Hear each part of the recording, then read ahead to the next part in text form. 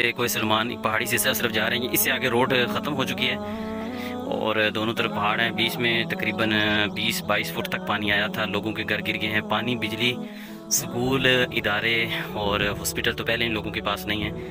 हमने मुकम्मल उसका सर्वे किया है। उसके बाद हम इन लोगों की ज़रूरियात हम लिख के तय करके शेड्यूल बना के 180 घरानों के लिए हम ये 3 गाड़ियाँ साथ लेके जा रहे हैं। इंशाअल्लाह अज़ीज़ उनकी हम खिदमत करेंगे। राशन है, छोटे बच्चों का बहुत सारा सामान है, अद्वियात, बहुत सारी चीज़ें।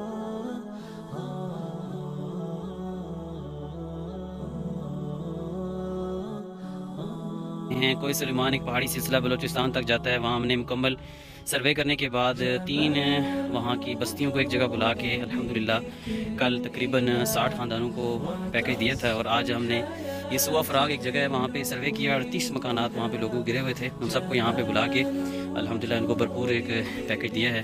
अल्लाह ताला शुबान ख़त्म नबूवत पाकिस्तान के तमाम मुआविनीन मुहिब्बीन को जज़ाए खैर अता फरमाए। उन सब दोस्तों भाइयों को भी सब्र जमील अता फरमाए।